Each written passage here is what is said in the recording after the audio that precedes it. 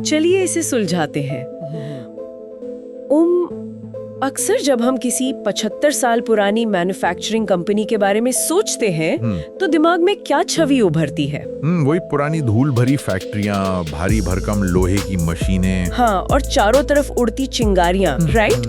मतलब एक बहुत ही उबाऊ पारंपरिक सा बिजनेस मॉडल। लेकिन क्या हो अगर मैं कहूँ कि भारत की दूसरी सबसे बड़ी वेल्डिंग कंपनी एडो वेल्डिंग पूरी तरह से अपनी काया पलट कर रही है? ओह बिल्कुल, वो खुद को सिर्फ एक वेल्डिंग कंपनी से बदलकर एक हाईटेक, डेटा ड्रिवन और सोलर पावर्ड इनोवेशन हब बना रही है। एकदम सही।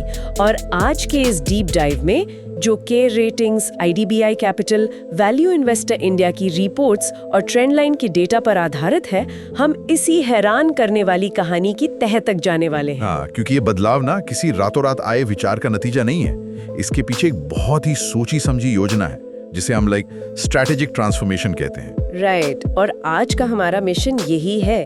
हम ये समझेंगे कि कैसे इस कंपनी ने बड़े और जोखिम भरे EPC प्रोजेक्ट्स, मेरा मतलब है इंजीनियरिंग, प्रोक्योरमेंट और कंस्ट्रक्शन के जाल से खुद को बाहर निकाला। बिल्कुल। और कैसे अब वे रोबोटिक्स और सॉफ्टवेयर के दम पर एक स्मार्ट और हाई मार्जिन ग्रोथ मॉडल की तरफ तेजी से दौड़ रहे हैं। तो मुझे लगता है कंपनी के नए भविष्य को समझने के लिए सबसे पहले उस अतीत को समझना होगा जिसने इस बदलाव को जन्म दिया, है ना? 100%।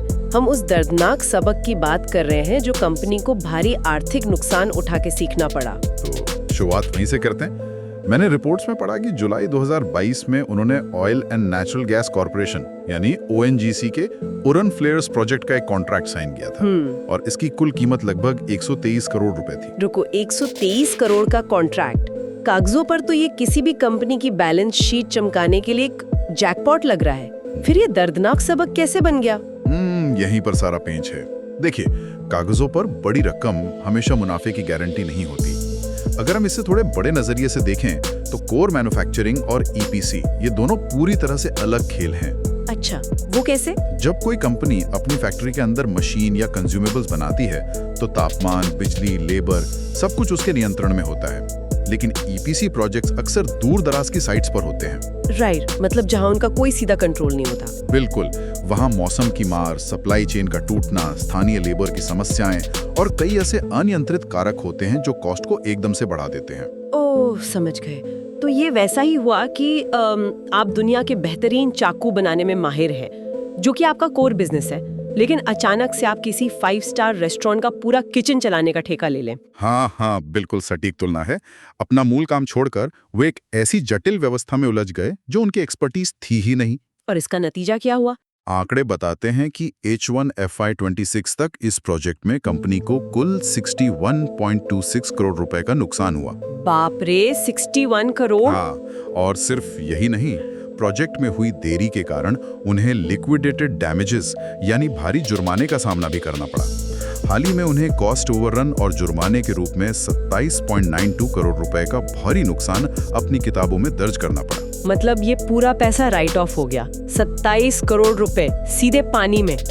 ये तो किसी भी कंपनी की कमर तोड़ने के लिए काफी है। सही बात है। फिर मैनेजमेंट ने इस गड्ढे से बाहर निकलने के लिए क्या किया? क्या वे इसे बचाने की कोशिश करते रहे? देखिए, अमूमन कंपनियां अपनी साख बचाने के लिए नुकसान वाले प्रोजेक्ट्स में और पैसा झोंकती रहती हैं। इसे फाइनेंस में संक कॉस्ट फैलेसी कहते हैं। कि अब इतना पैसा लगा दिया है तो थोड़ा और लगाकर देखते हैं। राइट। लेकिन यहाँ नए मैनेजमेंट ने एक बहुत कड़ा और जरूरी फैसला लिया। उन्होंने अपनी गलती स्वीकार की और तय किया कि अब वे ऐसे बड़े, जटिल और अनिश्चित EPC प्रोजेक्ट्स का हिस्सा नहीं बनेंगे। वाओ, मतलब उन्होंने उस घाव को और गहरा होने से पहले ही काट दिया। एकदम सही। अब उनका पूरा फोकस छोटे लेकिन अधिक मुनाफे वाले यानी हाई मार्जिन प्रोडक्ट बिजनेस पर है। IDBI कैपिटल की रिपोर्ट इस बात को बहुत स्पष्ट रूप से रेखांकित करती है। अच्छा। हाँ, रिपोर्ट के मुताबिक जैसे ही ये ONGC प्रोजेक्ट पूरी तरह से उनकी बैलेंस शीट से बाहर होगा, वैसे ही FY27 से कंपनी की असली कमाई और मुनाफा सामने आने लगेगा। उनके पास कोई पुराना बैगेज नहीं होगा। ये तो बहुत बढ़िया स्ट्रैटेजी है। तो अब चूंकि उन्होंने अपनी बैलेंस शीट से इस भारी बोझ को हटा दिया है, तो इस साफ सुथरी स्लेट पर वे क्या लिख रहे हैं? मुझे रिपोर्ट्स में एक विलय या मर्जर का जिक्र दिखा था। हाँ, ये उनके ट्रांसफॉर्मेशन का दूसरा सबसे बड़ा स्तंभ है। अपनी ताकत को दोगुना करने के लिए कंपनी ने अपनी ही एक सिस्टर कंपनी एडोर फॉन्टेक का एडोर वेल्डिंग में विलय कर लिया है, जो सितंबर 2024 से प्रभावी भी हो गया है, राइट? बिल्कुल। पर यहाँ मुझे थोड़ा संदेह है। मेरा सवाल यह है कि क्या दो पुरानी कंपनियों को आपस में मिलाने से कोई एक आधुनिक स्मार्ट कंपनी बनती है, या वे सिर्फ एक बहुत बड़ी पुरानी कंपनी बनकर रह जाती हैं? आपका संदेह जायज है, क्योंकि व्यापार में सिर्फ साइज बड़ा होने का मतलब हमेशा बेहतर होना नहीं होता। वही तो। लेकिन इस विलय को सिर्फ आकार के चश्मे से नहीं देखा जा सकता। यहाँ जो सबसे अहम चीज काम कर रही है वो है सिनर्जी, यानी 1 और 1 11 वाली स्थिति। सिनर्जी? वो कैसे? देखिए, एडोर फॉन्टेक मुख्य रूप से रिपेयर और रिक्लेमेशन वेल्डिंग में माहिर थी, यानी मशीनों की उम्र बढ़ाना। दूसरी तरफ एडोर वेल्डिंग कंज्यूमेबल्स और इक्विपमेंट बनाती है। ओ, समझ गई। मतलब अगर मैं कोई बड़ा सीमेंट प्लांट या स्टील मिल चला रही हूँ, तो पहले मुझे नई वेल्डिंग मशीनों के लिए एडोर वेल्डिंग के पास जाना पड़ता था, राइट? और फिर उन्हीं मशीनों की मरम्मत के लिए मुझे एडोर फॉन्टेक के पास जाना पड़ता था। सटीक पकड़ा आपने। अब इन दोनों के मिलने से उनका डिस्ट्रीब्यूशन नेटवर्क एक हो गया है। वे एक ही ग्राहक को उत्पाद बेचने से लेकर उसकी पूरी लाइफ साइकिल की सर्विस दे सकते हैं। तो इससे क्रॉस सेलिंग के मौके बहुत बढ़ गए होंगे। 100%। और इस पूरी प्रक्रिया की लागत क्या रही? मर्जर तो काफी महंगे होते हैं। इस विलय का एक मुश्त कानूनी और स्टैंप ड्यूटी खर्च लगभग 706 लाख रुपए रहा है। करीब 7 करोड़। हाँ, जो कि एक वन टाइम एक्सपेंस है। लेकिन इसके जो लॉन्ग टर्म फायदे हैं वो इस लागत से कहीं ज्यादा हैं। इस मर्जर के बाद संयुक्त कंपनी का रेवेन्यू करीब 1100 करोड़ रुपए तक पहुंचने की उम्मीद है। 1100 करोड़? इसका मतलब ये है कि वे अब बाजार के सबसे बड़े खिलाड़ी ईसाब इंडिया को सीधे टक्कर दे रहे हैं। वाओ!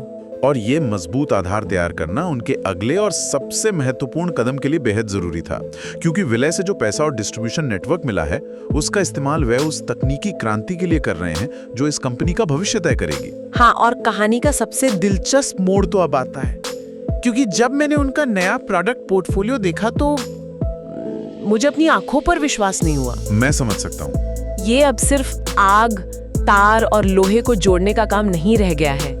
ये company software, data analytics, robotics और रिन्यूएबल एनर्जी के खेल में उतर चुकी है। एकदम। शुरुआत राइनो एस से करते हैं। ये कोई साधारण वेल्डिंग मशीन नहीं है। अच्छा? ये एक सोलर पावर्ड वेल्डिंग मशीन है जिसमें 16 फोल्डेबल सोलर पैनल लग सकते हैं। Wait, 16 solar panel? लेकिन जरा सोचिए, वेल्डिंग के लिए तो बहुत ज्यादा बिजली और भयानक तापमान की जरूरत होती है ना? क्या सिर्फ 16 पैनल इतनी ऊर्जा पैदा कर सकती हैं कि उससे मोटा लोहा पिघलाया जा सके? यही तो इंजीनियरिंग का बेहतरीन नमूना है। ये मशीन सीधे धूप से तुरंत वेल्डिंग नहीं करती। इसमें एडवांस्ड बैटरी स्टोरेज और इन्वर्टर तकनीक का इस्तेमाल होता है। ओ, मतलब वो एनर्जी स्टोर करती है। राइट। ये सोलर ऊर्जा को स्टोर करती है और जरूरत पड़ने पर एक समान स्थिर करंट छोड़ती है। जरा एक ऐसी स्थिति की कल्पना करें जहां एक इंजीनियर रेगिस्तान के बीचों बीच या किसी दूर दराज के पहाड़ी इलाके में तेल की पाइपलाइन की मरम्मत कर रहा है। जहां आसपास कोई पावर ग्रिड नहीं है। बिल्कुल। वहां जनरेटर के लिए डीजल ले जाना भी एक बहुत बड़ी लॉजिस्टिक चुनौती होती है। ऐसे रिमोट लोकेशंस पर ये मशीनें गेम चेंजर साबित होती है। 4.0 के मानकों पर आधारित है। अब ये इंडस्ट्री 4.0 क्या बला है? क्या ये वेल्डिंग की दुनिया की कोई स्मार्ट वॉच है? हाँ, कुछ वैसा ही समझ लीजिए। आसान भाषा में इंडस्ट्री 4.0 का मतलब है कि मशीनें अब गूंगी बहरी नहीं रहीं। अच्छा। वे इंटरनेट के जरिए एक दूसरे से और क्लाउड से बात कर सकती हैं। वेल्डोज एक डिजिटल वेल्डिंग मैनेजमेंट सिस्टम है। जब आप न्यूक्लियर प्लांट, डिफेंस इक्विपमेंट या पनडुब्बी के लिए वेल्डिंग कर रहे होते हैं तो वहां गलती की कोई गुंजाइश नहीं होती। राइट। एक कमजोर जॉइंट का मतलब है बहुत बड़ी तबाही। बिल्कुल। वेल्डोज ये सुनिश्चित करता है कि वेल्डिंग का तापमान, स्पीड और क्वालिटी बिल्कुल सटीक हो। मतलब ये सिस्टम हर एक स्पार्क, हर एक वेल्डिंग जॉइंट का रियल टाइम डेटा रिकॉर्ड करता है। एकदम। अगर ऑपरेटर कोई गलती करता है तो मशीन उसे तुरंत भांप लेती है। और सबसे बड़ी बात, इस पूरी प्रक्रिया का डेटा ऑडिट के लिए क्लाउड पर सुरक्षित रहता है ताकि भविष्य में कभी भी क्वालिटी चेक की जा सके। वाह, ये तो किसी भी बड़ी डिफेंस या एरोस्पेस कॉन्ट्रैक्ट के लिए सोने की खदान जैसा है।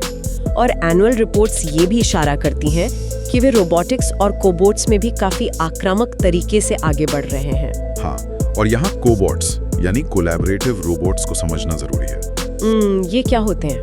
ये ऐसे रोबोट नहीं हैं जो इंसानों को हटाकर उनकी जगह ले लें, बल्कि ये इंसानों के साथ मिलकर काम करते हैं। जहां भारी और दोहराए जाने वाले काम होते हैं, वहां चैम्प मल्टी सीरीज और एक्स-लॉजिक वेल्डिंग रोबोट्स काम आते हैं। ओ, जिससे इंसानी थकान कम होती है और काम में कंसिस्टेंसी आती है। राइट, 100% एकरूपता। इसके अलावा ग्लोबल तकनीकी कमी को पूरा करने के लिए उन्होंने मिलर जैसी दिग्गज अंतर्राष्ट्रीय कंपनी के साथ रणनीतिक साझेदारी भी की है। लेकिन इन सब के बीच मुझे ना एक फैसला थोड़ा अजीब लगा। कौन सा? अगर वे इतनी अत्याधुनिक तकनीक अपना रहे हैं, तो मैनेजमेंट ने अपने 3D प्रिंटिंग बिजनेस से पूरी तरह बाहर निकलने का फैसला क्यों किया? 3D प्रिंटिंग तो भविष्य की तकनीक मानी जाती है ना? ये सवाल किसी भी निवेशक के मन में आ सकता है। क्या 3D प्रिंटिंग भविष्य है? हाँ, लेकिन क्या वो एडोर वेल्डिंग के लिए आज पैसा बना रही है? जवाब है नहीं। अच्छा, तो मतलब वो प्रॉफिटेबल नहीं था? बिल्कुल। मैनेजमेंट का मानना है कि ये उनके लिए लंबी अवधि में एक टिकाऊ और मुनाफे वाला निवेश नहीं है। ये कदम दिखाता है कि उनका कैपिटल एलोकेशन कितना सख्त है। वे सिर्फ कूल या फैंसी दिखने वाली तकनीक के पीछे पैसा नहीं बहा रहे हैं। एकदम सही। वे सिर्फ उसी तकनीक पर निवेश कर रहे हैं जो उनके कोर बिजनेस से जुड़ी हो और सीधे मार्जिन बढ़ाती हो। और मुझे लगता है इसका असर उनके वित्तीय नतीजों पर दिखना भी शुरू हो गया है ना?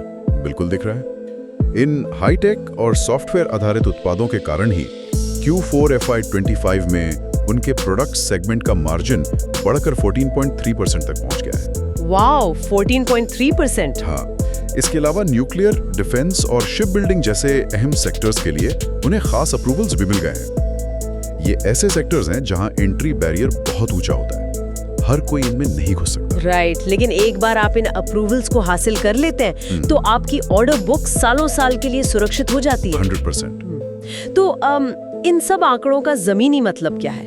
जब कोई कंपनी घरेलू बाजार में इतना बेहतरीन प्रदर्शन कर रही हो और अपनी तकनीक को इस स्तर तक ले गई हो, तो लाजमी है कि वो देश की सीमाओं के बाहर भी हाथ पैर मारेगी। बिल्कुल मारेगी।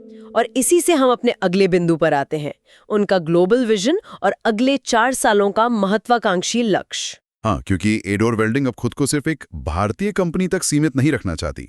FY25 के आंकड़ों पर नजर डालें तो उनका इंटरनेशनल बिजनेस 25% से ज्यादा की छलांग लगाकर लगभग 1.5 बिलियन यानी 150 करोड़ रुपए का हो गया है। और मुझे जो रिपोर्ट्स में दिख रहा है, वे अब 50% से अधिक की एक्सपोर्ट ग्रोथ का एग्रेसिव लक्ष्य लेकर चल रहे हैं। पर मेरा सवाल ये है कि ये ग्रोथ आएगी कहाँ से? वे सिर्फ मिडिल ईस्ट जैसे UAE या सऊदी अरब के पारंपरिक बाजारों पर निर्भर नहीं है। उन्होंने अब सीधे अमेरिका और ऑस्ट्रेलिया के मार्केट्स में एंट्री की है। एक मिनट, अमेरिका और ऑस्ट्रेलिया? वहाँ तो गुणवत्ता और सुरक्षा के मानक बेहद सख्त होते हैं ना? क्या भारतीय वेल्डिंग तकनीक वहाँ के स्थापित ब्रांड्स को टक्कर दे सकती है? यही तो इस पूरी कहानी का सबसे उज्जवल पक्ष है। अगर भारत में बनी कोई सोलर वेल्डिंग मशीन या इंडस्ट्री 4.0 आधारित डिजिटल सिस्टम अमेरिका के बाजार में बिक रहा है, तो इसका सीधा मतलब है कि हम क्वालिटी और इनोवेशन के मामले में ग्लोबल लेवल पर कंपीट कर रहे हैं। सही बात है। साथ ही भारत में उत्पादन करने से उन्हें जो कॉस्ट आर्बिट्राज का फायदा मिलता है, वो उन्हें विदेशी बाजारों में बहुत प्रतिस्पर्धी बनाता है। ये समझना बहुत जरूरी है कि श्रोताओं के लिए ये सिर्फ एडोर वेल्डिंग की कहानी नहीं है, ये भारत की उस बड़ी मेक इन इंडिया कहानी का एक बहुत बेहतरीन उदाहरण है। तथ्य यही बताते हैं, भारत में इस वक्त एक मजबूत घरेलू कैपेक्स अपसाइकिल चल रहा है। हाँ, चाहे वो रेलवे का आधुनिकीकरण हो या डिफेंस मैन्युफैक्चरिंग हो या नए पुल और इंफ्रास्ट्रक्चर का निर्माण हो या पावर ग्रिड्स का विस्तार, हर जगह भारी निवेश हो रहा है। और इन सब बुनियादी ढांचों के निर्माण में सबसे अहम चीज क्या है? वेल्डिंग। बिल्कुल, वेल्डिंग। एडोर वेल्डिंग इसी घरेलू बूम की सवारी कर रही है और साथ ही अपनी नई तकनीकी धाक का इस्तेमाल करके विदेशी बाजारों से मोटा विदेशी मुद्रा भी कमा रही है। और शायद इसी चौतरफा ग्रोथ के भरोसे मैनेजमेंट ने एक बहुत बड़ा लक्ष्य सामने रखा है। रिपोर्ट्स के मुताबिक वे अगले 4 सालों में यानी FY29 तक अपने रेवेन्यू को दोगुना करके करीब 20 बिलियन यानी 2000 करोड़ रुपए तक पहुंचाना चाहते हैं। राइट। लेकिन यहाँ जो आंकड़ा निवेशकों का सबसे ज्यादा ध्यान खींच रहा है वो रेवेन्यू नहीं है। अच्छा, तो फिर क्या है? मैनेजमेंट का लक्ष्य अपनी कमाई यानी अर्निंग्स को रेवेन्यू के मुकाबले 3 गुना करना है। वेट, गणित के हिसाब से ये थोड़ा अजीब लगता है। रेवेन्यू 2 गुना लेकिन मुनाफा 3 गुना, ये कैसे काम करता है? इसे फाइनेंस और अर्थशास्त्र की भाषा में ऑपरेटिंग लीवरेज कहते हैं। इसे थोड़ा आसान भाषा में समझाइए। ठीक है, मान लीजिए एक फैक्ट्री चलाने का फिक्स्ड खर्च जैसे किराया और मैनेजमेंट की सैलरी 100 रुपए है। जब कंपनी 10 मशीनें बनाती है तो भी वो खर्च 100 रुपए रहता है। अब नई तकनीक और ऑटोमेशन के कारण अगर वे 20 मशीनें बनाने लगें तो उनकी बिक्री तो दोगुनी हो गई, लेकिन वो 100 रुपए का फिक्स्ड खर्च नहीं बढ़ा। ओह, तो इसलिए जो अतिरिक्त पैसा आया वो सीधे मुनाफे में यानी बॉटम लाइन में जुड़ जाता है। एकदम सही। अडोर के मामले में चूंकि वे अब हाई मार्जिन वाले रोबोटिक्स और सॉफ्टवेयर बेच रहे हैं, इसलिए लागत उस तेजी से नहीं बढ़ती जिस तेजी से उनकी बिक्री बढ़ती है। समझ गए। और इस तेज विकास को गति देने के लिए क्या वे अपनी क्षमता भी बढ़ा रहे हैं? हाँ, इस लक्ष्य को हासिल करने के लिए कंपनी हर साल करीब 400 मिलियन यानी 40 करोड़ रुपए का कैपिटल एक्सपेंडिचर या कैपेक्स प्लान कर रही है। वाओ, 40 करोड़ हर साल? हाँ, ये पैसा उनकी मैन्युफैक्चरिंग लाइंस को आधुनिक बनाने, R&D को मजबूत करने और नई तकनीकी क्षमताओं को विकसित करने में लगाया जाएगा। तो अगर हम आज की इस पूरी चर्चा का सार निकालें तो अडोर वेल्डिंग की कहानी एक क्लासिक टर्न अराउंड और एवोल्यूशन की बहुत ही बेहतरीन केस स्टडी है। इसमें कोई शक नहीं है। उन्होंने ONGC प्रोजेक्ट जैसी बड़ी गलतियों से मुंह नहीं मोड़ा, बल्कि उनसे सीखा, भारी भरकम और अनिश्चित EPC कॉन्ट्रैक्ट्स को बंद किया, उस नुकसान को राइट ऑफ करके अपनी बैलेंस शीट को एकदम साफ किया। राइट, और उसके बाद उन्होंने एडोर फोनटेक का विलय करके अपनी ताकत, अपना साइज और अपना डिस्ट्रीब्यूशन नेटवर्क बढ़ाया, एक ऐसा इकोसिस्टम बनाया जहां वे ग्राहकों को शुरू से अंत तक की सेवाएं दे सकें। और अंत में उस मजबूत आधार पर खड़े होकर उन्होंने खुद को एक तकनीकी कंपनी में बदल लिया। सोलर पावर्ड मशीनें, इंटरनेट ऑफ थिंग्स पर आधारित वेल्डॉस सिस्टम और कोबॉट्स।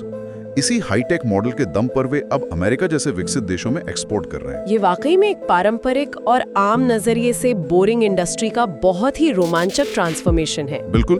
की थी कि कैसे एक चाकू बनाने वाले ने पूरा रेस्टोरेंट चलाने की गलती की थी।